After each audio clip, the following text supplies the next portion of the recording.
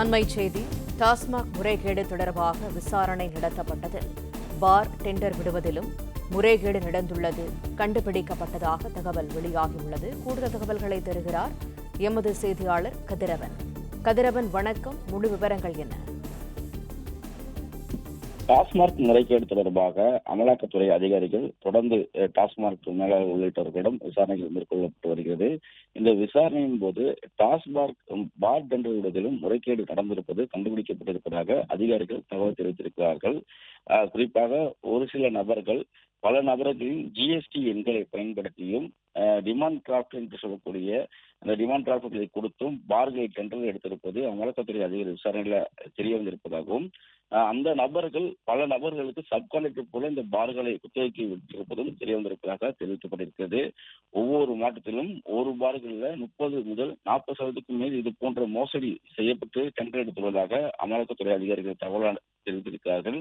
ஒவ்வொரு மாவட்டத்தில் உள்ள பல பார்களை டெண்டர் எடுத்த நபர்கள் அதனை அரசாங்கத்துக்கு தெரியாமல் பல நபர்களுக்கு சப்கான்ட்ராக்ட் விட்டிருப்பதும், அதன் மூலம் மதுபான வகைகளை அதிக அளவில் கூடுதல் விலைக்கு விற்பதும் கண்டுபிடிக்கப்பட்டிருப்பதாகவும் தெரிவிக்கப்பட்டிருக்கிறது. பார் அமைப்பதற்கு டாஸ்மாக் அருகே உள்ள கட்டிடத்தின் உரிமையாளர்களிடம் என்ஓசி வாங்குவதிலும் முறைகேடு செய்யப்பட்டு டெண்டர்கள் எடுக்கப்பட்டிருப்பது கண்டுபிடிக்கப்பட்டிருப்பதாகவும் தெரிவிக்கப்பட்டிருக்கிறது.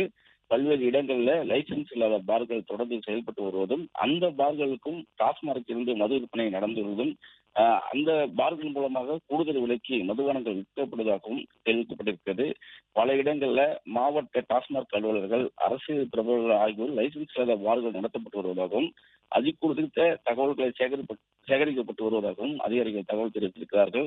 குறிப்பாக சிவகங்கை, விருதுநகர் ஆகிய மாவட்டங்களில் முறைகேடுகள் அதிக அளவில் நடந்துள்ளது கண்டுபிடிக்கப்பட்டுள்ளதாக அமலாக்கத்துறை அதிகாரிகள் தெரிவித்திருக்கிறார்கள். இதன் மூலம் பல நூறு கோடி ரூபாய் முறைகேடுகள் செய்யப்பட்டுள்ளதாகவும் அதிகாரிகள் தகவலை தெரிவித்திருக்கிறார்கள். குறிப்பாக டாஸ்மாக் நிறுவன மேலாண் இயக்குநர் விசாகன், டாஸ்மாக் நிறுவன பொதுமேலாளர் ஜோதி சங்கர், மேலாளர் சங்கீதா ஆகியோரிடம் நடத்தப்பட்ட விசாரணையில் பல்வேறு முக்கிய தகவல்கள் கிடைக்கப்பட்டுள்ளதாக அமலாக்கத்துறை அதிகாரிகள் தகவல் தெரிவித்திருக்கிறார்கள். இவர்களிடம் 13 மாவட்டங்களில் உள்ள டாஸ்மாக் குறித்த விவரங்களை 4 தினங்களுக்குள் சமர்ப்பிக்க வேண்டும் என அமலாக்கத்துறை அதிகாரிகள் கேட்டுக் கொண்டுள்ளதாகவும் தெரிவிக்கப்பட்டிருக்கிறது.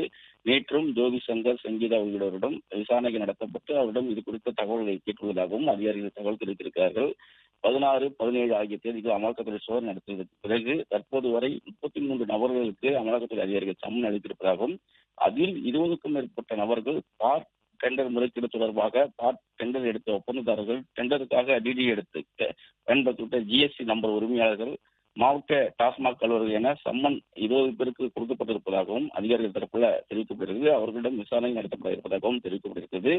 சம்மன் அளிக்கப்பட்ட நபர்கள் நடத்தப்படும் விசாரணையின் முடிவில் டாஸ்மாக் முறைகேடு மட்டுமில்லாமல் டாஸ்மாக் மையமாக வைத்து நடத்த பார் டெண்டர் முறைகேடும் மிகப்பெரிய அளவில் வெளியேறும் என்றும் அதிகாரிகள் தரப்புல தெரிவிக்கப்பட்டிருக்கிறது. ஏற்கனவே 1000 கோடி அளவில் டாஸ்மாகில் முறைகேடு நடந்திருப்பதாக அமலாக்கத்துறை குற்றம் சாட்டி வரக்கூடிய நிலையில தற்போது பார் டெண்டர் விவகாரமும் பெரிய அளவில் பேசப்படும் என்றும் அதிகாரி தரப்புல தெரிவிக்கப்பட்டிருக்கிறது. தொடர்ந்து விசாரணை நடைபெற்று இறுதியில் அறிக்கையாக வெளியிடப்படும் என்றும் அதிகாரி தரப்புல தெரிவிக்கப்பட்டிருக்கிறது. பிளே ஸ்டோர் மற்றும் ஆப் ஸ்டோரில் இருந்து பாலிமர் செயலியை QR கோடு மூலம் பதிவிறக்கம் செய்யுங்கள். செய்திகளை உடனுக்குடன் பெறுங்கள்.